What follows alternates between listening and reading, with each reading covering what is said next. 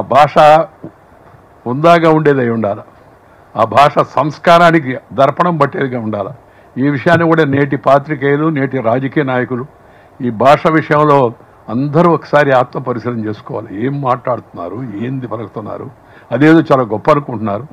Inner కదా మైకుల ముంగట లీడర్లు మాట్లాడే భాష గురించి వెంకయ్య సారు ఎట్లా రంది పడతాండో. ఎప్పుడు టైం దొరికినా మాతృభాష మాట్లాడని తెలుగొల్ల మీద, బూతులు మాట్లాడేటి లీడర్ల మీద మస్తు కోపపడుతుంటాడు పెద్దాయనే. బషీర్బాగ్ ప్రెస్ క్లబ్ పుస్తకావిష్కరణకు పోయి లీడర్లు బూతు భాష మార్చుకోవాలని ఇట్లా కిలాసు వీకిండు మల్లోవనక సారు. వెంకయ్య సారు కాబట్టి మంచిగా చెప్పిండు గాని అదే ఇంకొకలైతేనా కడుపుకు అన్నం తింటాన్రా గడ్డి తింటాన్రా అని గట్టిగా కడిగి పారేసేటోళ్ళు. పెద్దయిన కాబట్టి సంస్కారమైన భాష మాట్లాడాలని సంస్కారమైన మాట చెప్పిండు. ఇంకేమన్నాడో చూడుండ్రి. ఇప్పుడు కొత్తగా ఛానల్స్ పెట్టుకున్నారు ఎవరికి వాళ్ళు, అధికారం ఉంది పెట్టుకుని దానికి మనం ఏం కాదని అనుకోండి. ఇప్పుడు అలాగే కొంతమంది సోషల్ మీడియా కాకుండా ఇప్పుడు ఇంకేదో యూట్యూబ్లో పెడుతూ ఉన్నారు, వాటి వస్తున్నాయంత.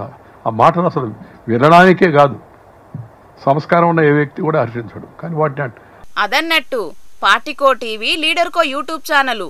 లీడర్లు మైకుల ముంగట అమ్మనా బూతులు మాట్లాడుడు, వాళ్ళు మాట్లాడిన ముచ్చట్లన్నీ కొంటపోయి ఉన్నదున్నట్టు యూట్యూబ్లో పెట్టుడు. ఏందయ్యా ఇదని అడిగితే మమ్మల్ని ఏం చేయమంటారు సారు, వాళ్ళన్నారు మేము పెట్టినామని చెప్పుడు.